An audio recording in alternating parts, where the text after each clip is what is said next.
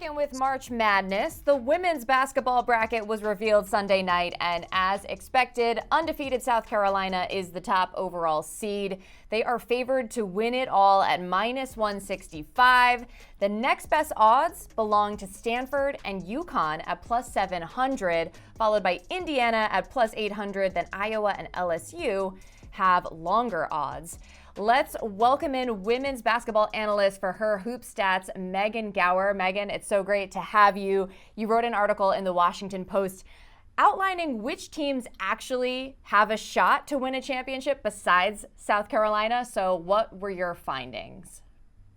Yeah, so if you look back at all the tournaments back to 2009, 2010, the winner of that tournament has had a top 10 her Hoop Stats offensive rating and her Hoop Stats defensive rating for the season. So it's basically their offensive rating and defensive rating adjusted for the same strength of schedule. And there's 5 teams this season that meet that criteria. It's South Carolina, of course, they're actually first in both.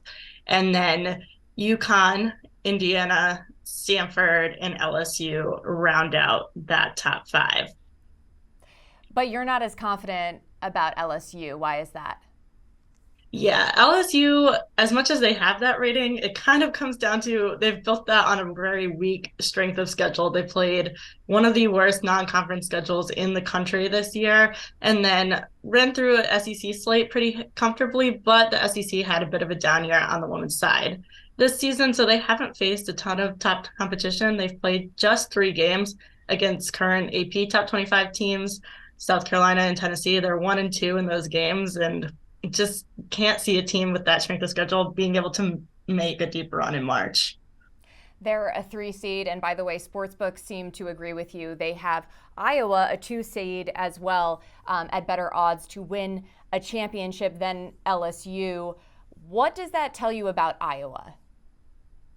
Yeah, I think part of it is just Iowa has looked so good lately. Caitlin Clark is one of the most exciting players in the country, and she really turned that on, especially in the Big Ten tournament. And Iowa went on to win that in one of the toughest leagues in the country. And their offense also just looks even better. It's already really good, but it looks even better lately because it's not just Caitlin Clark and it's not just their center, Monica Sonato. It's all 5 starters really getting in on the offense. Well, I want to ask you about Virginia Tech as well, because they've had an amazing season. They're another 1 seed, but their odds are much more of a stretch to win a championship. What's going into that thinking, and why someone like UConn, for instance, could still have the advantage to win it all as a 2 seed?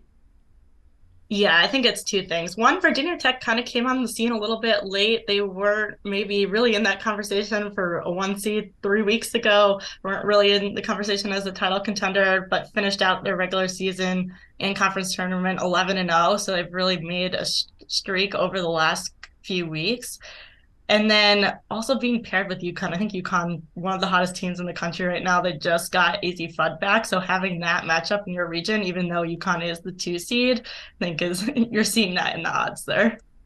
Yeah, and I also think that just the history of UConn having made it to 14 straight Final Fours and the consistency of the coaching staff, people probably just feel like in general they're a good bet to make it at least that far again. All right, Megan, thank you so much for the preview of the women's tourney. We appreciate you stopping by.